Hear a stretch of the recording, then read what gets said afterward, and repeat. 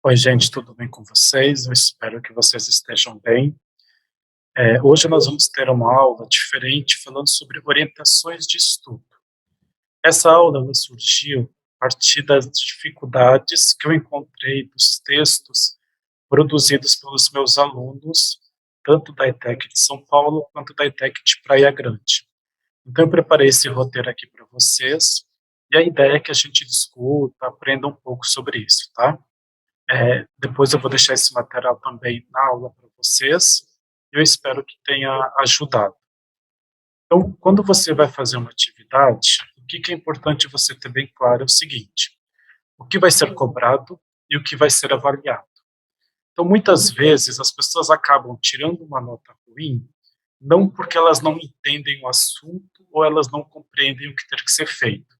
Elas não conseguiram perceber o que está sendo pedido e o que está sendo avaliado. Então, algumas questões que a gente tem que levar em consideração nesse momento. Primeiro, prestar atenção nas orientações e exigências das atividades. O que eu quero dizer com isso? Número de linhas, quantidade de parágrafos, textos de apoio, etc. Então, é muito importante você ter muito claro isso. Quando você pega lá as orientações das atividades, ou vai fazer um concurso público, um vestibular, uma entrevista de emprego, vem o caderno das questões. Olha esse caderno, olha o que está escrito ali, olha o que está pedindo. Por que é importante entender o número de linhas antes de começar a escrever?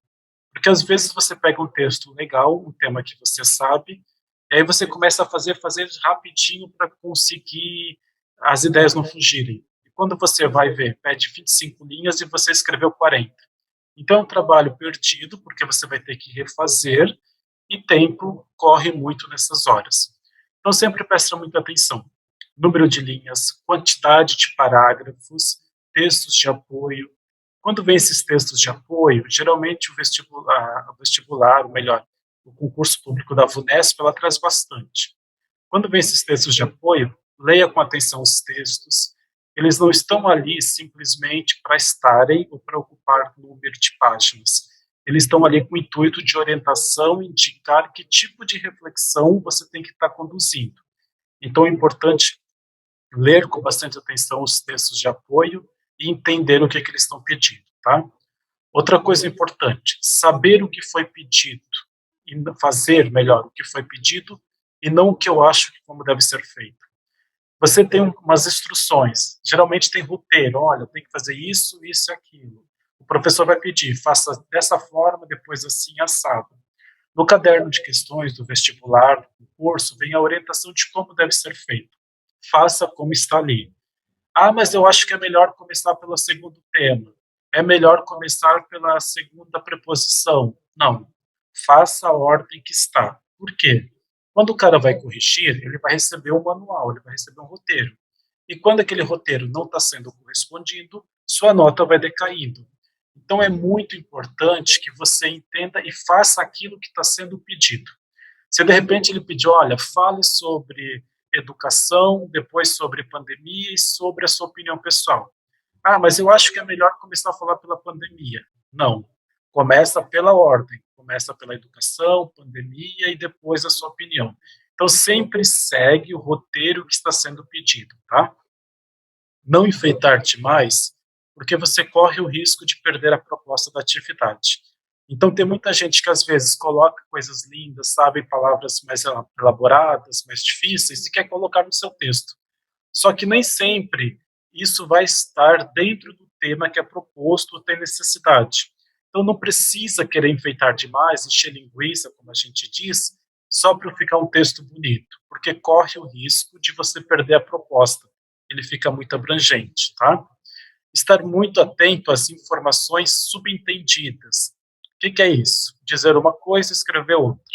A gente em sala de aula percebe muito isso. Ah, professor, mas não foi isso que eu quis dizer, eu quis dizer tal coisa.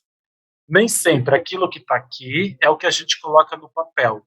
Então não tem essa, mas eu quis dizer isso, eu quis falar aquilo. Você tem que entender que o cara que vai corrigir o teu trabalho, lá no concurso, no vestibular, ele não te conhece. O que ele sabe de você? Ele sabe aquilo que está no papel, e ele vai avaliar aquilo que está no papel. Então não vai existir essa, eu queria que fosse diferente, eu queria dizer isso, mas falei aquilo. Não. Então, muito atento no que você está colocando, para não deixar informações pela metade do seu texto, tá?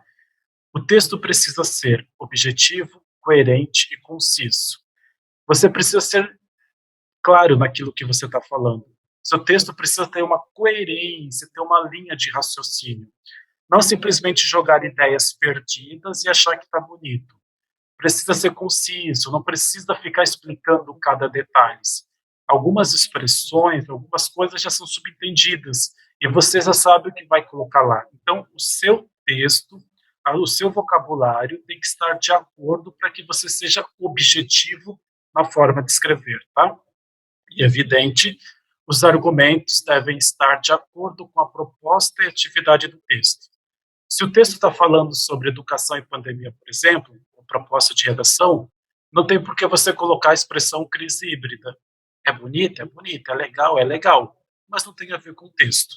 Então você tem que ter muito essa coerência para que você não perca essa linha de raciocínio que está sendo pedida pelo texto, tá? Quando você vai fazer um texto, algumas questões já estão inclusas, mesmo que por vezes não apareçam nas instruções. Quais são elas? Primeiro, não existe texto de um parágrafo só. Então, muito cuidado, porque muitas vezes os alunos estão ali escrevendo, agora com a questão da digital, né, na internet, aula remota, vai escrevendo, a ideia que vem e entrega de qualquer jeito. Não. Todo texto tem que ter, no mínimo, 3 parágrafos. Introdução, desenvolvimento e conclusão. Isso vai depender do número de linhas e o que está pedindo lá nas instruções. Se ele pede 5 parágrafos, um parágrafo de introdução, um de conclusão e 3 de desenvolvimento. Se ele pede 4 parágrafos, um de desenvolvimento, um de conclusão e 2 de desenvolvimento. Olha o que é importante, estar muito atento ao número de linhas. Porque se ele pede 25 linhas, não tem como você fazer um texto de 30 linhas, por exemplo, não dá para fazer um texto de 8 parágrafos. Um texto de 20, não dá para fazer um texto de 5, 6 parágrafos. Então você tem que ter essa coerência, esse bom senso de adequar o tanto de linhas ao tanto de parágrafos que precisam, tá? Os parágrafos, eles precisam ser harmônicos. Os números de linhas precisam estar em comum. Não adianta você colocar duas linhas no primeiro parágrafo, 8 linhas na introdução, 6 linhas no segundo parágrafo da introdução, que seria o terceiro, e uma linha de conclusão. Não. Pensa sempre na estética do texto. Então, o primeiro parágrafo tem lá as 4 linhas, o segundo tem 6, o terceiro tem 5 e o quarto tem 4 linhas. Perfeito. O cara vai pegar o seu texto, a primeira coisa é a visão que ele vai ter, o estético. Então, o texto ele precisa ter uma aparência agradável. Então, o número de linhas conta muito. Então, cuidem para não deixar um parágrafo muito grande e outro parágrafo muito pequeno. Eles precisam estar harmônicos, tá? Os parágrafos precisam ter margens. Muita gente escreve sem margem. Você está corrigindo lá a atividade, você percebe que o cara terminou um texto, né, um parágrafo, uma ideia e está começando outra. Só que o fato dele não deixar o parágrafo me dá a entender que é um parágrafo único. Então, sempre colocar margem. Se você está digitando o texto, justificar os parágrafos. Então, é aquele parágrafo, aquele quadradinho que está ali aqui na imagem, de um lado ao outro da folha. Você só vai deixar um espaço da margem e escrever. Você vai até o final da linha e começa no início da outra linha. Tem muita gente, principalmente quando é escrito, para dar o tanto de linhas, escreve só a metade da linha e pula para baixo. Não se faz isso. Então, usa sempre o texto e sempre a linha de um canto ao outro, tá? E é evidente, colocar pontuação, né, isso é muito importante. Hoje, muita gente tem dificuldade de colocar vírgula. Então, vírgula, tem gente que faz 30 linhas sem pôr uma vírgula, não tem como. Põe ponto final, ponto de exclamação e tudo mais.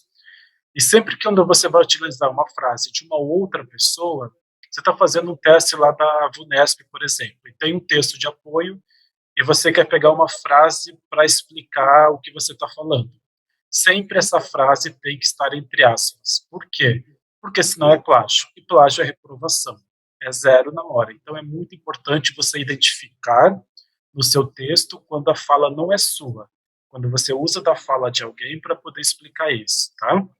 Se você só não vai fazer o parágrafo justificado, se de repente lá pede, faça centralizado, faça com margem à esquerda ou margem à direita. Mas se não pedir, é sempre justificado. Então isso é muito importante, ok? Quando você vai para a introdução, gente, a introdução é uma apresentação do tema e da ideia, e não pode apresentar os principais argumentos nesse momento. Pensa numa refeição, você vai num restaurante, então você vem primeiro o prato de entrada, o prato principal e a sobremesa. O prato de entrada é a introdução, o prato principal é o desenvolvimento e a conclusão é a sobremesa. A introdução você vai explicar, vai dizer qual é a temática, qual é a proposta que você vai trazer para aquilo. Só que essa proposta não pode ter os principais argumentos desenvolvidos. Por quê? O desenvolvimento você vai fazer durante o texto no desenvolvimento, e muito menos restringir ou justificar a ideia.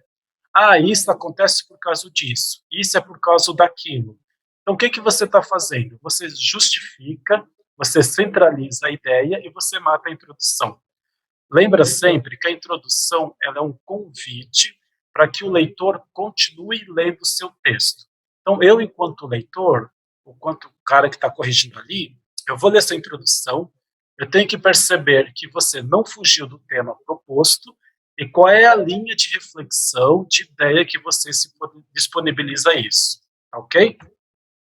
Como exemplo, eu peguei o Enem impresso aí dos últimos anos, acho que foi do ano passado, e foi na primeira aplicação que o tema era o estigma associado às doenças mentais na sociedade brasileira.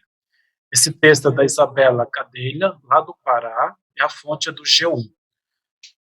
Olha que interessante. Quando a gente pega isso, o estigma associado às doenças mentais na sociedade brasileira, eu tenho que entender o tema para depois escrever. Se eu pego esse tema e não penso e já começo a escrever, eu começo a escrever, por exemplo, quais são as doenças mentais. Aí você vai dizer, professor, tá certo, tem a ver com o tema, mas não tá certo. Ah, professor, mas ele fala doenças mentais, mas ele não está pedindo para explicar quais são as doenças mentais. De repente, se você coloca quais são as principais doenças mentais que afetam a população brasileira, tá certo? Não. Tem a ver com o texto, mas não é o que está pedindo. Então, o que, que ele está pedindo? Ele está pedindo qual é o estigma associado às doenças mentais na sociedade brasileira. Então, primeiro tem que saber o que, que é o estigma. Estigma é um estereótipo, é um preconceito, é uma ideia. Então, que estereótipo, que ideia está associado às doenças mentais? Aonde? Dentro da sociedade. Eu posso falar da Grécia Antiga? Não. Eu posso falar do Japão? Não. É dentro da nossa sociedade brasileira. Ah, professor, eu quero falar do preconceito que as pessoas têm com doenças mentais na Grécia Antiga. Tem a ver com o tema? Tem. Mas é o que está pedindo? Não. Então, muito atenção. Então, não é para falar sobre quais são as doenças, quais são as causas, que tipo de tratamento. Ele não está pedindo isso. O título já deixa bem claro. Ele está pedindo o estigma que as pessoas têm nas doenças mentais dentro da nossa sociedade. Então, entender o título é de extrema importância, porque senão corre aquilo. Eu entendo uma coisa, ponho outra no papel e está sendo cobrado outra totalmente diferente. Então, é muito importante entender isso, tá? Então, na introdução, eu peguei o texto da Isabela e fui dividindo em pedaços, tá? Na introdução, ela coloca o seguinte, vamos lá para vocês entenderem. Ela escreve assim, olha, Nice da Silveira foi uma renomada psiquiatra brasileira que, indo contra a comunidade médica tradicional de sua época, lutou a favor de um tratamento humanizado para pessoas com transtornos psicológicos. No contexto nacional atual, indivíduos com patologias mentais ainda sofrem com diversos estigmas criados. Isso ocorre, pois faltam informações corretas sobre o assunto e, também, existe uma carência de representatividade desse grupo nas mídias. Ponto. Olha que introdução bacana. Então, primeiro, gente, ela contextualizou com que termos? Psiquiatria, tratamento humanizado, transtornos psicológicos. Esses termos têm a ver com a proposta da redação? Perfeito. Existe um vocabulário adequado desde o início. E como que eu vou ter vocabulário? É com leitura. Então é leitura, leitura, leitura, leitura e leitura. Mas não só ler aquilo que a gente gosta. Porque quando a gente só lê aquilo que a gente gosta, nós ficamos com um vocabulário muito bom, mas muito específico aquele tipo de conhecimento. Então é importante a gente ler vários tipos de conhecimento, várias áreas do saber, para que a gente tenha um vocabulário mais adequado, mais variado e robusto. Ela apontou o problema, então na introdução você vai apresentar o problema. Qual é o problema? Os estigmas criados a partir das patologias. Ela apresentou o problema e ela levantou duas hipóteses, melhor, mas ela não concluiu. Por quê? Porque a conclusão, o desenvolvimento dessa hipótese vem depois do texto. Então ela vai falar dos estigmas criados, que precisa ter um tratamento humanizado, mas isso não ocorre por quê? Por falta de informações corretas e carência de representatividade na mídia. Ela poderia optar por qualquer outras hipóteses. Então ela poderia falar, por exemplo, da questão da saúde pública, de políticas públicas para a questão das pessoas, né, com doenças mentais, e por isso que as pessoas não têm esse estereótipo, porque o governo não trabalha-se isso. Poderia falar da questão cultural, né, que existe uma visão cultural com as pessoas que têm problemas mentais. Então, ela teria várias opções. Entre as várias opções, por ela ter um número restrito de linhas, que é um vestibular, né, do Enem, o que ela vai fazer? Ela vai escolher duas. Quais são? As faltas de informações corretas e a carência de representatividade da mídia. Então, eu já sei, como leitor, que o texto dela vai falar o quê? Sobre a falta de informações e a carência da mídia. Eu não espero que ela fale sobre cultura e nem sobre políticas públicas. Por quê? Ela não deu na introdução esse olhar. Então, o olhar dela em cima da proposta do texto é o quê? Trabalhar essas argumentações, falta de informação e a carência, para mostrar o problema que ela está apontando. Tá? Teve um conhecimento prévio aqui, que foi a Anice da Silveira. Aliás, tem um filme muito legal, procurem aí na Netflix, enfim, nesses portais. Eu acredito que ela tenha visto esse filme e usado desse filme para poder falar isso. Como a Anice não é uma pessoa pública, famosa, conhecida, ela precisa dizer quem é a Anice, que foi uma psiquiatra que trabalhou na sua época para tratamentos humanizados. Porque o leitor não tem a necessidade de saber de quem é a Anice. Então é importante falar quem é quando você vai usar alguém como referência, para que a pessoa que está lendo entenda por que ela está ali. Aí tu podia perguntar assim, professor, mas eu não conheço da Anice, eu não saberia falar da Anice. Então você falaria de uma outra maneira, de uma forma um pouco mais genérica, mas já funilando para a proposta do texto. Ela começou dizendo assim, olha, Anice da Silveira foi uma renomada médica que para pessoas com tratamentos psicológicos. Beleza. Então eu tiro essa parte e eu criei uma parte aqui, por exemplo, só para vocês entenderem. Eu não tenho esse conhecimento prévio da Anice, então eu vou usar uma outra forma de introduzir o tema. Como que eu poderia começar? Existe um tabu social enorme no Brasil quando se fala das questões mentais. E muito se discute hoje de como humanizar esses tratamentos. Ponto. E aí continuaria no texto dela. No contexto nacional atual, indivíduos com patologias. Vejam, eu coloquei uma outra introdução, sem conhecimento prévio, e que me traz também para a proposta do tema. Qual é a palavrinha-chave aí que me dá a entender? Tabu social. O tabu social está ligado à questão do estigma e dos estereótipos. Então, faz toda a relação de conhecimento que deixa dentro da proposta que está sendo adequada. Ok? Quando a gente sai da introdução, nós vamos para o desenvolvimento. O desenvolvimento é a parte mais importante, onde o aluno precisa desenvolver o que foi pedido. Então tem que estar muito atento. É uma crítica, é uma comparação, é uma analogia, um posicionamento. O que está sendo pedido aí? Tá? É o momento de colocar os principais argumentos e desenvolver a ideia que foi apresentada na introdução. Mas não adianta na introdução você colocar uma apresentação, a levantar o momento, e depois, quando você começar a fazer seu texto, você fazer outro argumento totalmente diferente. Lembra, é uma linha que precisa ser harmônica e ter coesão essa linha. É o momento, é a maior parte mais importante, desculpe, e tem que tomar muito cuidado para não fugir da proposta, se contradizer ou tornar-se repetitivo. Então, é o momento que você vai desenvolver o argumento que você apresenta lá na introdução, e você tem que cuidar para não contradizer, porque às vezes você fala uma coisa e no parágrafo seguinte você se contradiz, ou tornar-se repetitivo. Então, em vez de ficar falando todo momento sociedade brasileira, você pode mudar por outras expressões, que ela vai mostrar isso ao longo do texto, tá? E pode ser feito com um, dois ou mais parágrafos, tudo dependendo do quê? Das instruções que estão sendo pedidas lá, tá? Então, olha o que ela fez aqui. Vamos pegar por parte.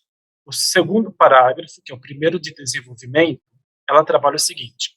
Nesses dois parágrafos, o que eu espero? Eu espero que ela fale sobre aquilo que ela levantou as hipóteses. Quais são as hipóteses? A falta de informação e a carência na mídia. É isso que eu espero. Eu não espero outro argumento. Então, vamos ver se ela fez isso.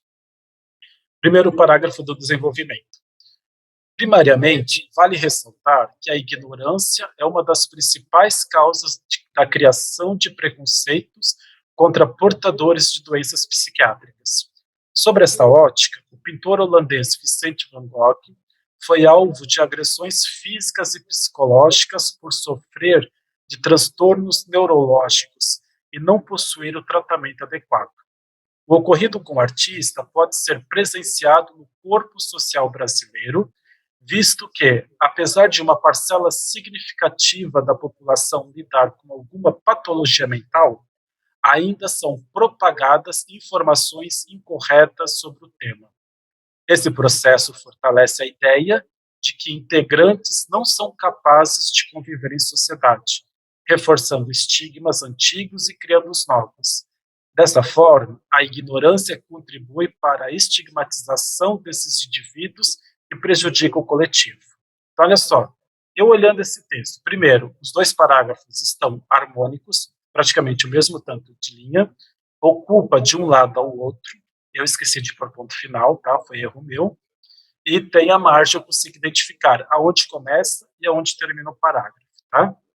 Vamos lá, então. Então, ó, nesse primeiro parágrafo, ela coloca lá na introdução, isso ocorre pois faltam informações corretas sobre o assunto. Ela levantou a hipótese. Qual é a consequência disso? Ignorância e preconceito.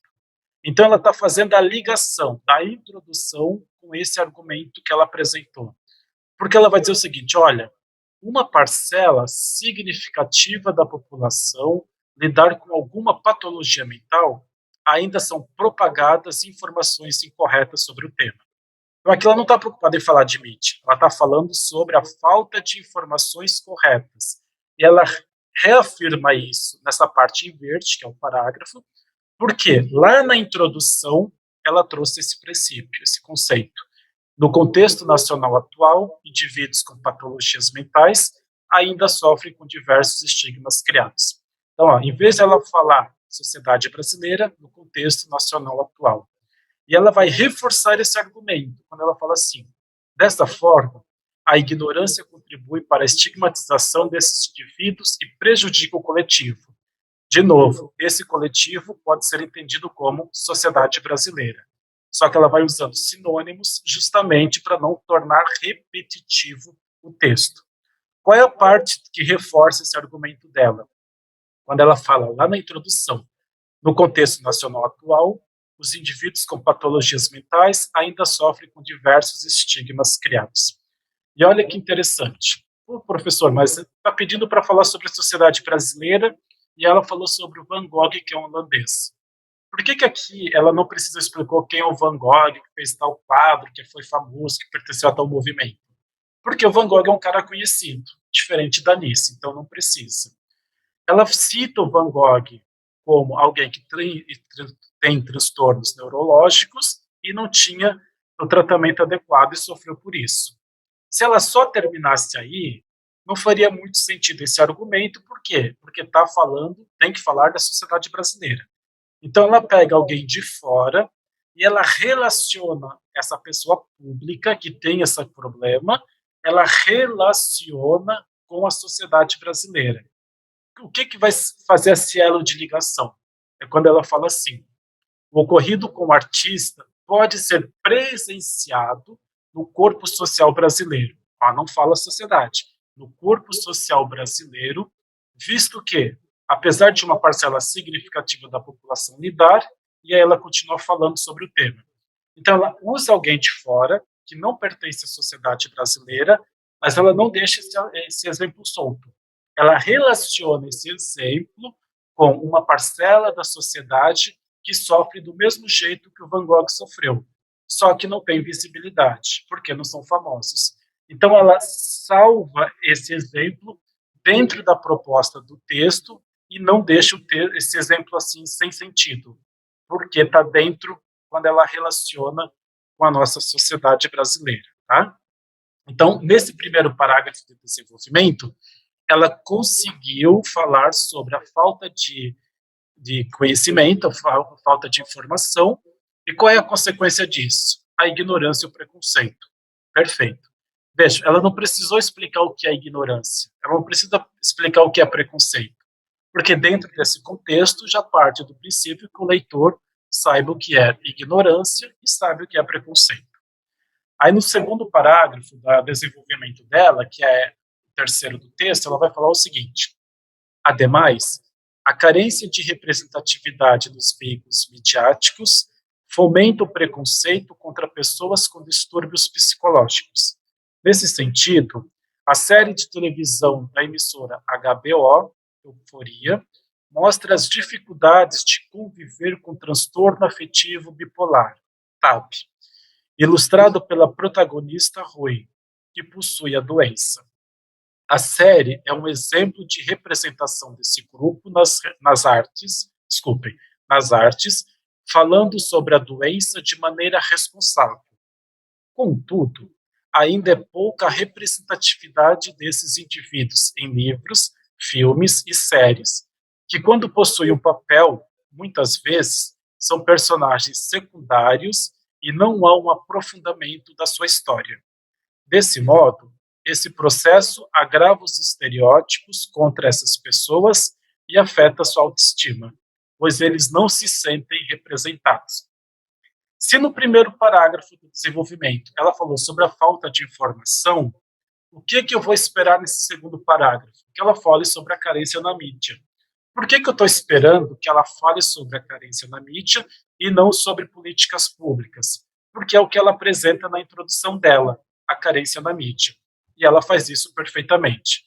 Então, olha como ela apresenta ali. A carência de representatividade nos veículos midiáticos fomenta o preconceito contra pessoas com distúrbios psicológicos. Ela resgata lá da introdução, falando da questão da mídia, e serve de ponte para o exemplo que ela está dando. E ela vai dar esse exemplo. Olha, existe uma série de televisão, na HBO, que vai falar sobre isso. Aí você podia falar assim, mas professor, não caiu em contradição, porque ela fala da carência da representatividade da mídia, mas ela cita uma série de TV. Então tem representatividade. Não está em contradição. Por que não está? Primeiro, porque ela usa a palavra carência, e ela não usa a palavra ausência. Se ela usasse a palavra ausência, ausência é total, não existe nada. Como ela usa um exemplo da televisão, ela usa carência. Carência é quando falta alguma coisa. Então tem, mas não é o suficiente. Então esse argumento da série que ela coloca, ok, está dentro. E por que ela não fica contraditório também? Porque ela fala, olha, existe uma representatividade que é muito pouco, por isso que é carente, só que ela fala, a série é um exemplo de representação desse grupo nas artes, falando sobre doença de maneira responsável. Por que ela coloca essa maneira responsável? Porque lá na frente ela fala que faltam informações e essas informações levam preconceito à ignorância. Olha a linha do tempo que ela está construindo aí. Mas o que salva essa argumentação dela é quando ela fala assim: contudo, ainda é pouca representatividade. Se é carente, é pouca representatividade desses indivíduos em livros, filmes e séries. Então ela coloca que não é só um tipo de mídia que precisa estar em todos os tipos de mídias. Isso vai ser importante. E ela coloca, olha, e muitas vezes, quando eles não estão em papéis importantes, são sempre em papéis secundários. Então, é sempre em papéis não muito importantes, que não têm destaque. Então, toda essa argumentação dela é para explicar e mostrar o que ela falou na introdução, que existe uma carência de representatividade na mídia. E existe um preço para isso. Qual é o preço disso? Vai afetar, por quê? Porque vai mexer na autoestima. Então, olha o que acontece. Ela não radicaliza esse argumento, ela contrasta. O processo agrava. Por que agrava? Porque tem pouca representatividade. Então, os estereótipos, eles são agravados, eles são reforçados, porque existem pouca representatividade, e isso vai afetar o quê? Na autoestima das pessoas, porque não estão representados. Então, toda a argumentação dela, existe uma relação de ideias que não se perdem e que são muito bem amarradas e fazem com que o texto esteja perfeito. Tá? Indo na sequência, nós vamos para a conclusão. A conclusão é o fechamento do texto. Você deu o problema, você mostrou quais são as questões, as hipóteses, por que gera o problema, e agora você vai dar uma solução, que é a sobremesa lá da nossa refeição. Só que a solução não pode ser uma solução mágica do tema. Então você propõe uma coisa que é impossível de acontecer. Não. A solução tem que ser uma proposta adequada àquilo que está sendo pedido. E essa solução tem que estar de acordo com aquilo que você está falando. Então não adianta você falar nesse momento sobre a questão cultural, de como a sociedade brasileira culturalmente trata as pessoas com doenças mentais. Por que não adianta falar nisso? Tem a ver com o tema, é bacana, mas não tem a ver com a proposta, porque no texto você não trabalhou isso. Então, o que eu espero na introdução dela? Que ela fale sobre a falta de informação e a mídia. Por que eu espero isso? Porque foi o que ela me prometeu e desenvolveu lá na introdução e no desenvolvimento, tá? Você não vai dar um tema, uma solução melhor, radical, fechada. Por quê? Existem várias perspectivas sobre o tema. No texto aqui da Isabela, por exemplo, ela optou em falar em quê? Ela optou em falar em mídia e falta de informação. De repente, o Joãozinho opta em falar em políticas públicas. Então, a conclusão dele vai ser diferente da minha, porque são argumentações diferentes. Quando você termina um texto, gente, o texto ele tem que te levar a refletir, a pensar, a ir atrás. Então, ele cumpriu o seu papel. Você pode, por exemplo, falar assim, nossa, eu li esse texto aqui e eu não sabia dessa série de TV, eu vou assistir para ver. O texto cumpriu o seu papel. Nossa, ela está falando da Nice, nunca ouvi falar, vou tentar ver o filme dela. Cumpriu o seu papel. Olha, vou tentar ler alguma coisa sobre doenças mentais. O texto cumpriu o seu papel. Então, o texto ele tem que te levar a um convite a continuar no assunto. Seja conhecendo mais, pesquisando, fazendo alguma postura, alguma coisa, é importante que o texto te traga essa relação. Por isso que não pode ser uma solução mágica, impossível de acontecer, tá? E você também pode usar alguns conectivos, como em suma, logo, dessa forma. Isso vai te ajudar a minha doc. Isso vai te ajudar na elaboração da finalização do seu texto, tá? Vamos lá, então, para fechar isso, antes que ela se anime aqui. Ó, ela foi para a conclusão dela dizendo o seguinte: portanto, faz-se imprescindível que, desculpa, é que aqui está ruim para ler por causa do texto. Portanto, faz-se imprescindível que a mídia, instrumento de ampla abrangência, informe a sociedade a respeito dessas doenças e sobre como conviver com pessoas portadoras, por meio de comerciais periódicos nas redes sociais e debates televisivos, a fim de formar cidadãos informados. Paralelamente, o Estado, principal promotor da harmonia social, deve promover a representatividade de pessoas com transtornos mentais nas artes por intermédio de incentivos monetários para produzir obras de arte sobre o tema, com o fato de amenizar o problema. Assim, o corpo civil será mais educado e os estigmas contra indivíduos com patologias mentais não serão uma realidade no Brasil. Ela cumpriu o que prometeu? Cumpriu. Ela deu a introdução, falou que ia falar sobre mídia e conhecimento, desenvolveu a argumentação e ela traz isso na conclusão dela. Perfeito. Então, olha só, quando ela fala assim, imprescindível que a mídia é instrumento de ampla abrangência. Por que a mídia é um instrumento de ampla abrangência? Porque tudo que passa na TV ou numa rede social tem um impacto gigantesco. Então, ela reafirma o argumento que foi apresentado sempre ao longo de todo o texto. Tá? Quando ela trabalha ali a respeito dessas doenças e sobre como conviver com pessoas portadoras por meios de comerciais periódicos, nas redes sociais e debates televisivos. Então, ela vai falar da mídia, porque a mídia ela já tinha trabalhado, então a conclusão dela está dentro da linha de reflexão. E qual é a proposta que ela coloca? Comerciais periódicos e debates televisivos. Por que ela coloca a palavra periódicos? Justamente porque no parágrafo anterior ela diz que tem pouca representatividade, sempre em papéis secundários, sempre em papéis não importantes. Então, a palavrinha ali vai fazer toda a diferença. E ela trabalha essa ideia, olha, então precisa de comerciais periódicos, você sempre tem que estar falando, sempre tem que estar mostrando. Isso é possível. Por quê? Quando isso é mostrado constantemente, quando isso tem essa abrangência, as pessoas se informam sobre o assunto, vai diminuir o quê? O preconceito e a ignorância. E aí ela relaciona com o primeiro parágrafo do desenvolvimento e faz toda a costura do seu texto. Tá? Você pode falar assim, professor, mas ela falou do Estado aqui, tá certo? Tá. Por quê? Porque o Estado está servindo como um meio para completar a proposta que ela coloca. Se ela problematizasse o Estado, ela deixaria de ser uma conclusão e passaria a ser um argumento. Só que esse argumento, esse desenvolvimento, não estaria em relação na introdução.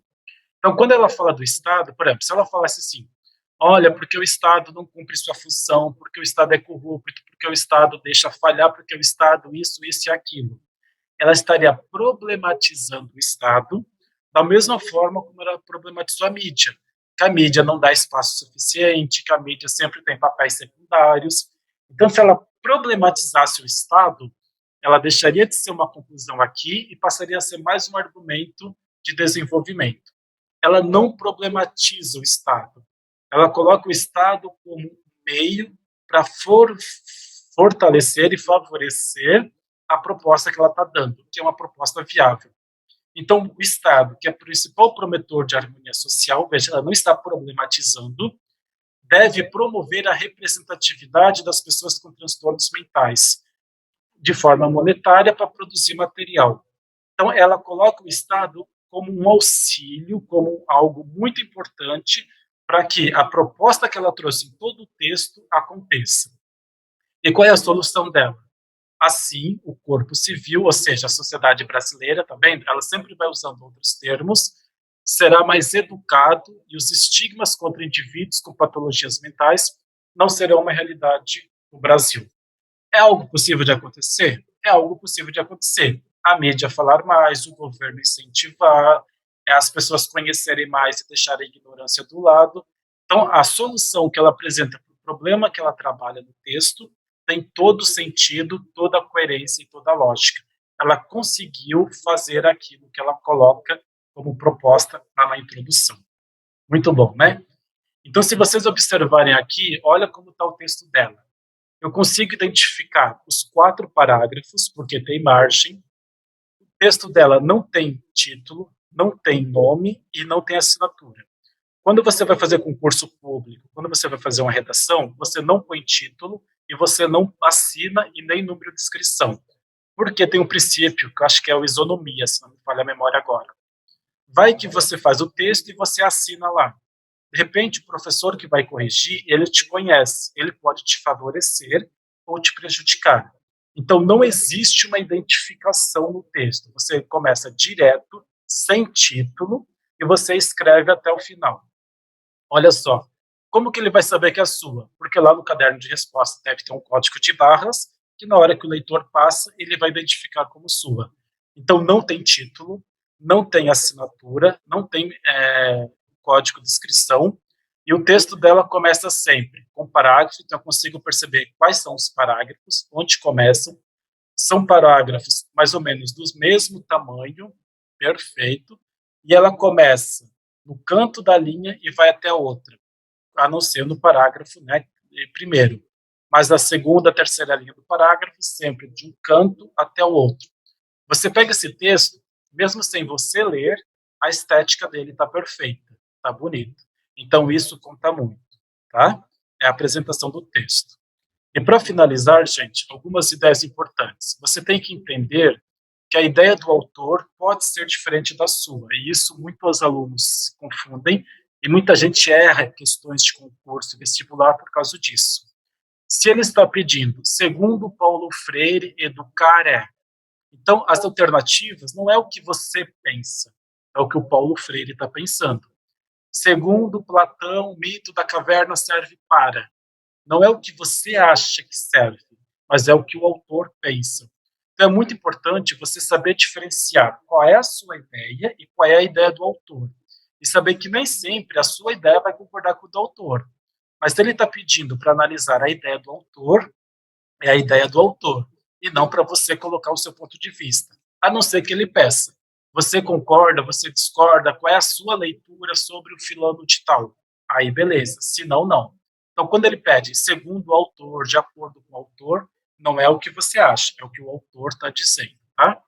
Prestar muita atenção no tipo de texto que é solicitado, se é uma resenha, uma dissertação, uma análise, para que você não faça uma coisa sendo que está pedindo outro. É importante ter um vocabulário adequado, de acordo com a proposta do tema. E como que eu vou ter vocabulário? Leitura, leitura, leitura, leitura, leitura. Ponto. E lendo as coisas mais diferentes possíveis, não só aquilo que eu gosto. A compreensão do que está escrito e se ele está de acordo com as instruções, porque às vezes a instrução é uma, eu entendo outra e escrevo outra. Não. Então, o que está na introdução, o que está nas instruções, eu tenho que entender para escrever aquilo que eu quero, aquilo que eu entendi e aquilo que está de acordo com a instrução. Senão vira totalmente diferente. As pessoas não sabem. Ah, eu fiz um texto ótimo, e quando eu pegar a nota está lá embaixo. Por quê? Pediu uma coisa, você entendeu outra, escreve totalmente diferente. Então é importante ter essa coerência. Tá? Sempre faça rascunho. Então, no rascunho, você pode riscar, desenhar, fazer o que você quiser, mas na hora de passar limpos, não. Uma coisa que eu fazia muitas vezes me prejudicava. Eu fazia o rascunho e arrumava tal. Quando eu falava assim, tá ok, beleza, vai passar para a folha de respostas. Aí vinha uma palavra diferente, lembrava de uma outra ideia, vou tentar encaixar aqui.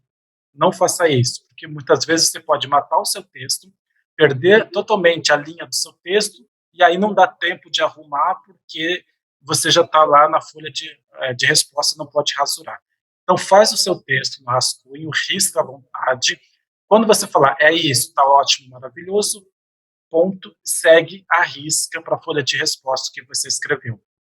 E muito cuidado para evitar vícios de linguagens e expressões inadequadas. Hoje a gente tem um grande problema com as redes sociais, que a gente está escrevendo, uma palavra está errada, já aparece lá que está errada, a gente só dá um clique, muitas vezes nem lê como está errado e como é o certo, e ele já atualiza. Então isso faz com que a gente não tenha muito domínio sobre as palavras. Muito importante, então, saber como escrever. Muitas vezes, a forma como a gente fala, a gente escreve e não pode. Então, uma coisa é como eu falo, outra coisa é como eu escrevo. Então, num texto que você está sendo avaliado, é sempre a linguagem formal. A não ser que ele fale sobre redes sociais, por exemplo, e pede para você dar um exemplo. Aí sim. Mas, se não, sempre linguagem formais, tá? Sempre o português formal. Isso é muito importante. Outra coisa importante, cuidem muito com as expressões inadequadas, abreviações. Muitas vezes a gente muda a sua carinha agora com as redes sociais, e a gente esquece. Não. Redação é treino, escrita é treino. Então, leitura, vocabulário é leitura e redação é treino. Então, você tem que treinar, treinar, treinar, treinar e escrever até você conseguir. Então, você desenvolve o hábito da escrita escrevendo, tá bom? Espero ter ajudado. Um beijo e até a nossa próxima aula. Tchau!